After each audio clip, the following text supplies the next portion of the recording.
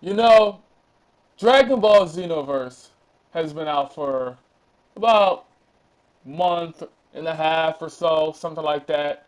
And I heard some server issues, so I waited until last week. That's when I got it. And I had some problems with the game. So if any of you know, I had played the beta and I thought it was pretty good. Oh, look at this. Look at this. This is exactly what I'm talking about right here. Look, look, look. Okay. This game is broken. It's broken. You can get Super Saiyan, spam your ultimates over and over and over again. Yes, I created a character like that because I noticed very early in the game because that's the only way to win. That's the only way to win because you're always at the disadvantage. It's always 2 on 3, 3 on 4. At this case, two Super Saiyans against one. And worst part of all is that they get to stay Super Saiyan. I don't. I run out. Which means they can just keep spamming and spamming and spamming and spamming and spamming over and over and over again. It's a broken, abused mechanic. Oh, there it is again. There it is again. This is exactly what I'm talking about. People say this is the best Dragon Ball Z game ever. Ha! Please. Please. I was seeing comments like that the first week it came out, which that doesn't make any sense because the game had server issues the same week. The same first couple weeks actually. People were having server issues. So how could that be the best Dragon Ball Z game of all time? People claim that, oh, it's the best Dragon Ball Z game. Oh, you can create your own character. Yeah. Yeah, okay. Yeah, okay. So, as you can tell by the mission, you gotta talk to a little trolling ass freaking Goten.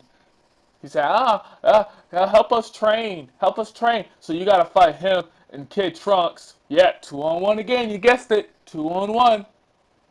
Look at that. And then the worst part is that you'll see later on, if you're doing a move, let's say an ultimate, and you're about to hit him, and then a cutscene triggers, and one of them will go Super Saiyan, well, both of them will at some point. That cancels your move. Now I know Dims was saying, well, we want to cut down on uh, cutscenes that make it all gameplay. Well, you botched the one few cutscenes you put in the game. You botched it pretty bad. I'm sorry, but you did. You botched it. You know, and this game is it's all right. It's in the top five best Dragon Ball Z games. I think it is. But that's not really hard to do if you think about it. Top five, probably number five for me. But oh, there it is, a cutscene. It just stops everything that was going on. And yet, when you go Super Saiyan, it still goes in game. Why can't it be the same for them? You know why? Because they're the cheating computer. That's why. Speaking of cheating, notice how you can only see their health, nothing else?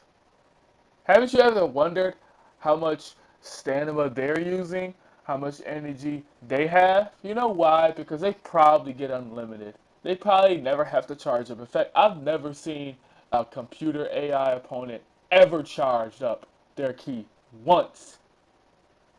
In other games I had, in fact, almost every other Dragon Ball Z game I've had seen plenty of computer opponents charge up the key. But for some reason, not this one. You know why? Because they probably have unlimited, which also means they probably have unlimited stamina too. This game it's broken. You can abuse. Oh, there it is again. Another cutscene. All you gotta do is go Super Saiyan and spam, spam, spam. The other day, I got on YouTube, saw this one guy says, I found the best way to create a female Saiyan. This is the best way to do it. So he showed us his stats. His health, 65. Okay, that's pretty good. His Kai meter, 97. His stamina, 0. His basic attack, 0. His special punch attack, whatever you want to call it. You guessed it, 0. And guess what his key was? His key damage, 100. Maxed out. I was seeing in the comments, he's like a spam character. He's one of those people that spams on spams on online. And if I encountered someone like that, I'd be pretty mad too. Let's be honest. I think we all would. But at the same time, I really wasn't that mad at him because you know why? Because that's how the game is designed. It's designed to have you find an exploit and spam it and abuse it. Now, I don't know if you caught it earlier in the video. I'm at level 80. And at this point, I was like 2/3 of the way through this main story. I actually hit level 80 at the first mission of the Cell Saga. Yes. You know why? Because I have the DLC, the GT DLC. All you gotta do is play that one mission when you gotta fight Goku, Pan, and Trunks. You get that, you get a couple, like 3,000 points, and you just keep doing that over and over and over again, and you'll level up pretty fast. So there you go. That's a good little exploit. I am aware of Mission 53, but I don't have Broly yet, and I don't know how to unlock him. And that's another problem with the game. They lock everything away. Oh, look at that. Now, he was standing right in front of that freaking Final Flash, and he didn't take no damage. Typical cheating computer. But anyway, the game locks away all of the good stuff, meaning all the secret characters. You gotta find the Dragon Balls, which is so hard and so rare to do. You just gotta keep grinding. It's Dragon Ball grinding verse. That's what this is. You grind for everything. I can understand that this was like a really addictive game, like I don't know, like a Batman or something along those lines. But the game has clear flaws. When I played the beta, I still saw flaws that I didn't think would be addressed, and they weren't.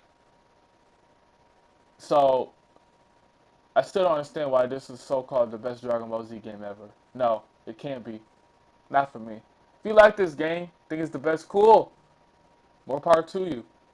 For me, no, no. Oh, look at that. As soon as I go into the room, they spam. That's exactly what I'm talking about.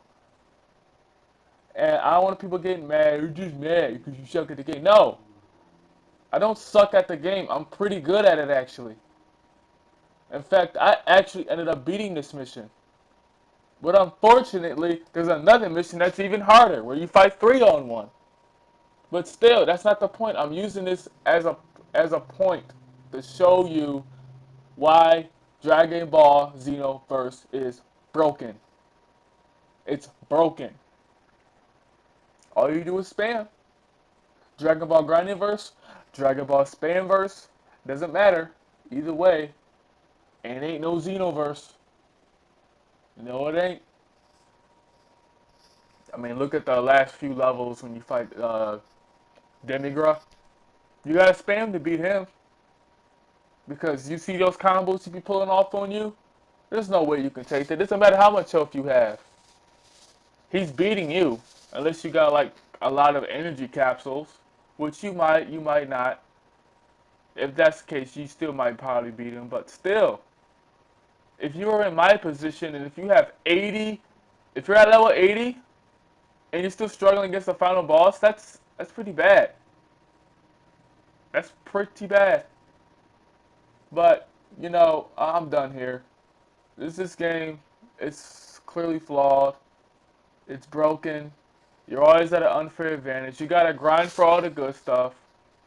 All the good characters are locked away, and you gotta find the Dragon Balls, which will take hours to do just to find the 7, and then wish for 1, and do it all over and over and over again.